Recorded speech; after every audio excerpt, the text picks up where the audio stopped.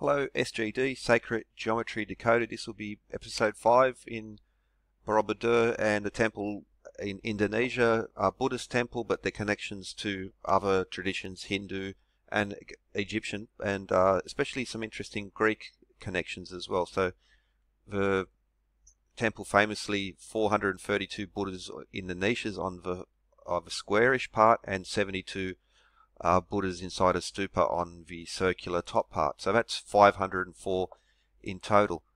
Now what's interesting is that, 5,040 is this very interesting number. Now if you include the stupa on the top, what you actually have is 9 levels. And so even in Baha'i and they have a 9-sided room, well the nonagon, for instance, that's 140 degrees defines the angle, which leads to 504 seconds.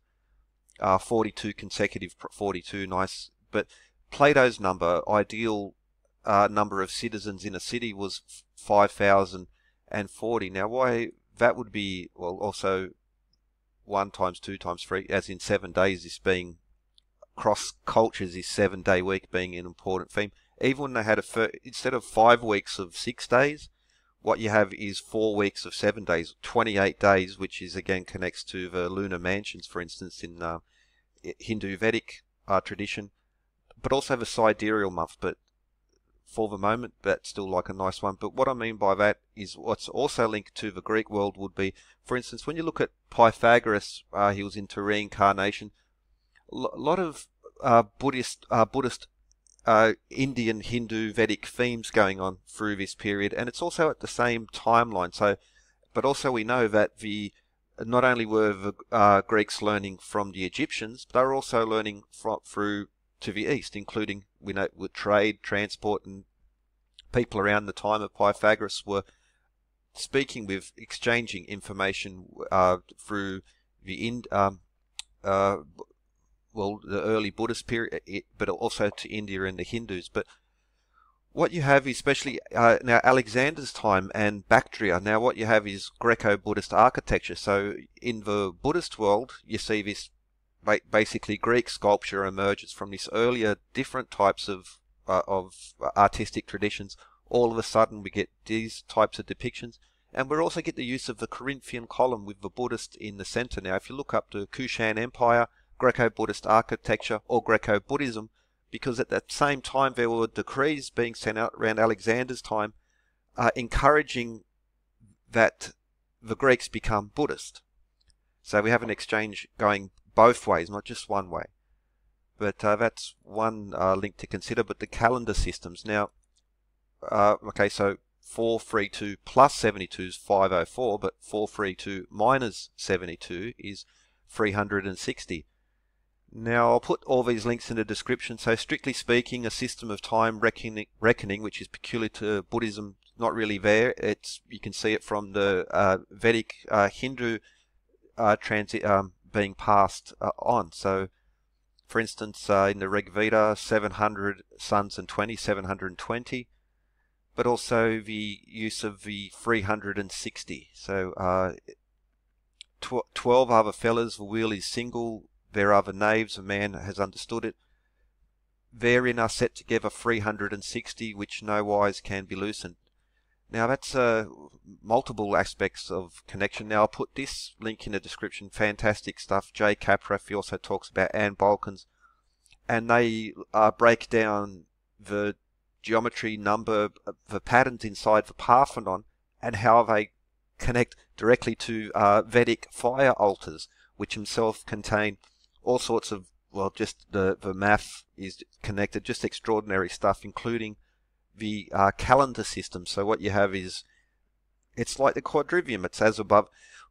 No number has it's about time, distance, area, symbolism, traditions, all coming together, and it's a fantastic presentation, sorry. Again, because it's, it's one of those things where it should be, having millions of views, but it's, again, low views because, well, it's not. Well, anyway, I won't go into that, but the connection between Greek, Vedic, and Buddhist traditions also would be blending in there. Now, for instance, what we have is The Greek canonical year, 360 days, it's halfway between the 354 lunar days in a lunar year and the 365 solar days. A nice link because the Typhus was a lunar year of 354 days was divided into 360 Typhus. So it was a slight a day and a fraction off from that to divide it into those units, which in the Parthenon and other places you can find converts to 365.24 days. The way that they were able to correct the calendar with the cycle, it's all built into the math here, and the numbers connect to the harmonics.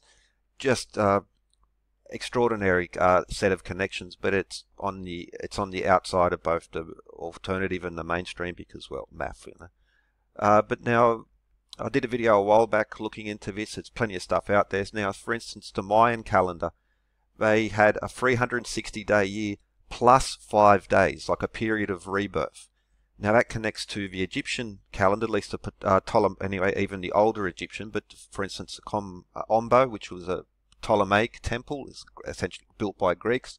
Now in Egypt, you'll also find pictures of Alexander, but the Ptolemaic Greeks, beginning with Alexander, used Egyptian forms. They didn't impose Greek culture on Egypt. They actually used Egyptian forms. So Alexander in Egypt is depicted as Egyptian, but elsewhere he uses a different form. But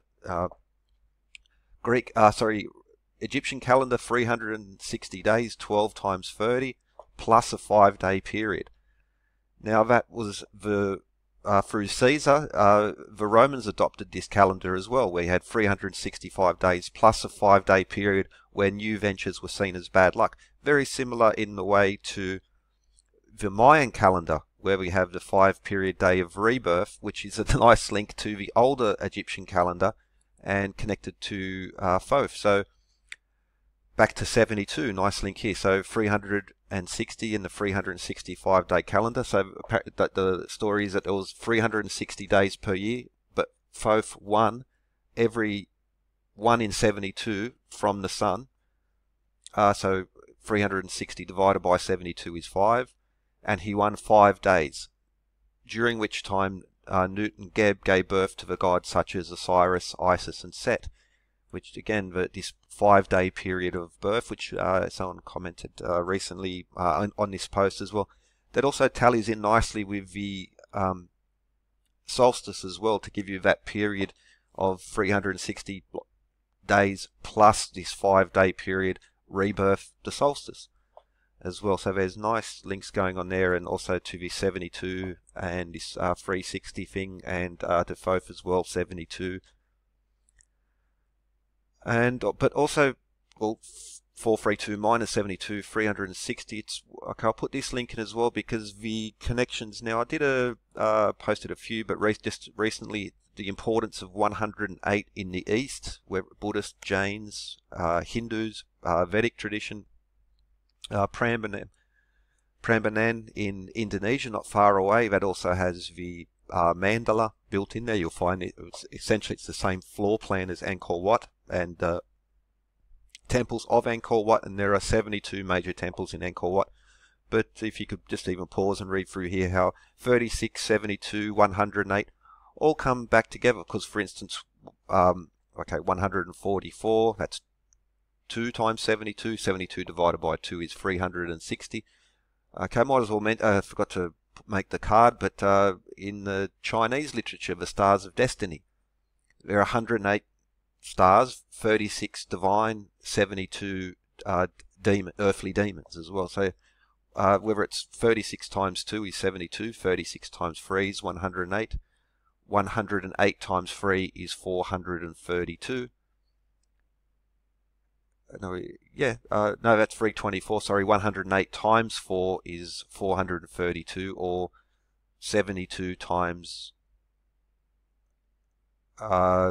6, is it? Yeah, so, but where it's 36, 72, 108, 144, it all comes back to numbers such as 432 and 864 and 1296, which are built into the yugas as well. And Angkor Wat, you'll see this, all these temples Eastern and Western have this going back in time. Now even 360, now for instance, the Treta Yuga, that's 3600 divine years, or 1,296,000 years.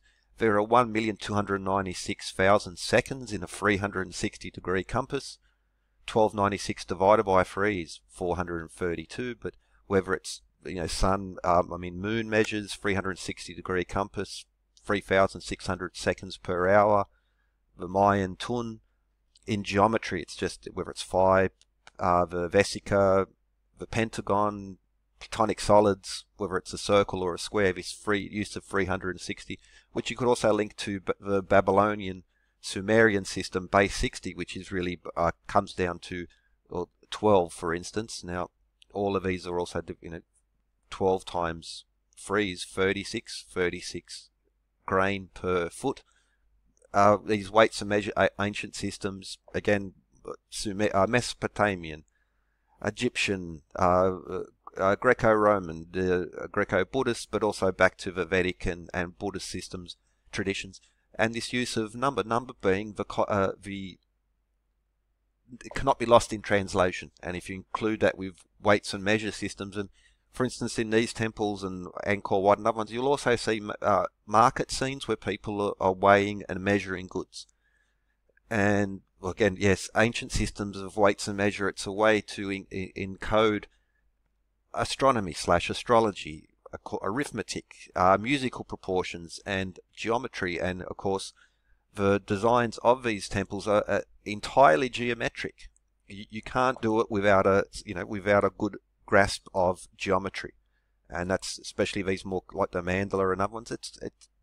It emerges from the Vesica, essentially, compass and straight edge geometry, and then combined with numbers built into the legend, but also built into the architecture itself, and then the systems of weights and measures, the length of ships, the it's all in there and just repeated. And it's a masterful system. It's a way to pass knowledge on. So if it gets lost in one area, well, in the quadrivium, music, geometry, arithmetic, and astronomy. If you're into your astronomy, you're going to learn about the other three by default. If you're not a big fan of astronomy but you like music, then the musical proportions will lead you to astronomical, geometric, arithmetic knowledge. It's a beautiful system, beautiful, and then embedded into religious traditions and texts. So you might learn the stories as a child. You might, through your whole life, you might never understand it. But if these lessons keep getting passed on, it's so easy to then extract geometry, arithmetic, music, and astronomy from there. And how do you build these temples? Well, you need these acoustic properties of these temples, the stone bells or the metal bells that they make. It's all in there, and it is repeated again across cultures. So this series has been on Borobudur in Indonesia, but I've done others on, if it's the Parthenon or pyramids or stone circles in Western Europe. The same themes are just repeated consistently over, and especially through measure as well. They just always repeated, and it comes back to it. This is the underlying theme of these. This is how through the economy or through the academies where you learn music, etc. It just repeated. It's the same themes, even if it's just purely ritualistic, traditional, and the legends. Well, it's buried in there as well, and you just pull a few threads and bang, there it is, all again. It's repeated. Excellent system of knowledge, and these are textbooks in stone. That's what they are. Whether it's a traditional hipper style temple like the Parthenon or what's the name now? Luxor and Karnak, or if it's a pyramid or a stupa, or just a more formal traditional stupa, it's the same things are just repeated over and over again. Anyway, I hope you enjoyed. Have a good one.